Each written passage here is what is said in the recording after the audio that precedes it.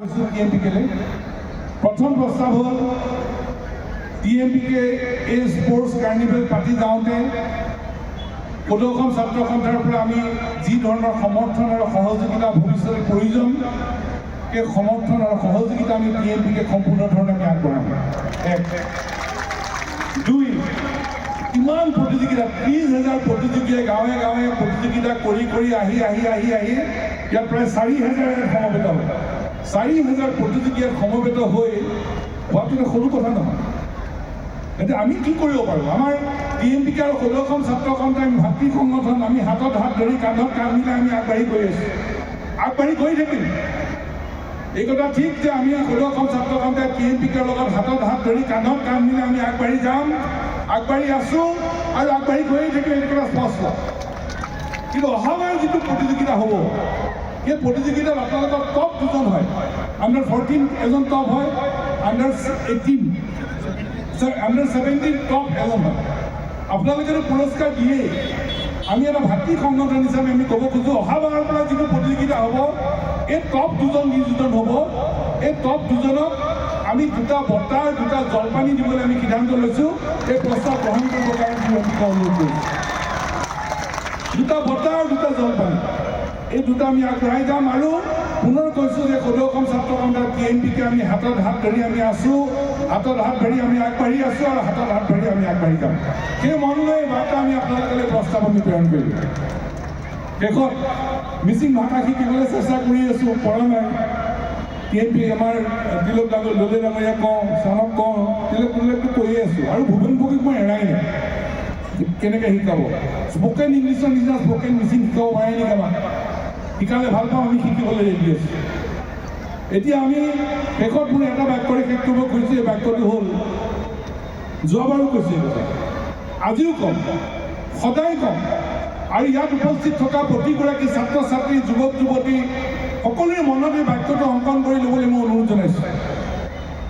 এই যে আমি সকলো ইয়াত গোট খালোঁ 30,000 বা 5,000, আকৌ আমাৰ লক্ষ্য হ'ল ৰাজ্যিক, ৰাষ্ট্ৰীয় আৰু অলিম্পিক। মূল লক্ষ্যটো কি? মূল লক্ষ্যটো হ'ল মিচিং জনগোষ্ঠীক আমি জিলিকাব লাগিব। মিচিং জনগোষ্ঠীক জিলিকাই লৈ যাম ৰাজ্যিক পৰ্যায়ত, ৰাষ্ট্ৰীয় পৰ্যায়ত, আন্তঃৰাষ্ট্ৰীয় পৰ্যায়ত, সকলো পৰ্যায়ত আমি জিলিকাই লৈ যাম। এইটো হ'ল আমাৰ লক্ষ্য। মিচিং জনগোষ্ঠীক জিলিকোৱাৰ লগে লগে আমি টিএমপিকে জিলিকাম, কাৰণ টিএমপিকে আমাক এখন ফৰাম দিছে, টিএমপিকে আমাক মঞ্চখন দিছে আৰু তাৰ লগে লগে আমি অসমক জিলিকাম। গতিকে আমি এটা অসমীয়াত এইটো বাক্য যোৱাবাৰো গাইছিলোঁ, মই আজিও গাই যাম, সদায় গাই যাম আৰু আপোনালোকক সদায় গাই যাবলৈ মই অনুৰোধ জনাম। সদায় এই বাক্যটো আপোনালোকে মনত ৰাখিব। সেই বাক্যটো হ'ল, মই জিলিকিম, মিচিং জনগোষ্ঠীক জিলিকাম, টিএমপিকে জিলিকাম, অসমক জিলিকাম। এই বাক্যটো আপোনালোকক সকলোকে ক'বলৈ মই অনুৰোধ জনাম এবাৰ, আৰু এবাৰ মিচিং ভাষাত ক'বলৈ মই অনুৰোধ জনাম। মিচিং ভাষা মোৰ ভুল হ'ব পাৰে, ক্ষমা কৰিব, কিন্তু মই মিচিং ভাষাটোক লৈ আহিছোঁ। আমি জিলিকিম, মিচিং জনগোষ্ঠীক জিলিকাম, টিএমপিকে জিলিকাম, অসমক জিলিকাম। আমি জিলিকিম, মিচিং জনগোষ্ঠীক জিলিকাম, অসমক জিলিকাম। এইটো যদি মই মিচিঙত এতিয়া ভুলে শুদ্ধে কৈ যাম, এতিয়া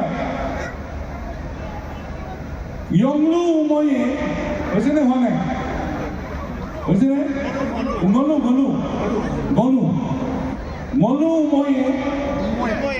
উময়ে উন্ময়ে হয়, ইয়ংলু উন্ময়ে হৈছেনে? ভুলো ন চলি যাব নহয়। আচ্ছা, মিয়লু উন্ময়ে, মিচিং ৰেগাম উন্ময়ে, অসম চেম উন্ময়ে। হৈছেনে? অলপ হৈছেনে? হৈছেতো। এতিয়া কিন্তু আপোনালোকে এবাৰ কৈ দিব, তেতিয়াহে মই বহিম আৰু এবাৰ আপোনালোকে ক'ব লাগিব, আমি জিলিকিম। এইফালে জিলিকা নে এইফালে জিলিকিছে? আমি জিলিকিম, মিচিং জনগোষ্ঠীক জিলিকাম, অসমক জিলিকাম। এতিয়া মিচিঙত কওঁ, এতিয়া মিচিং ভাষাত, মলু উন্ময়ে, মিচিং ৰেগাম উন্ময়ে, कसम से मुनमयी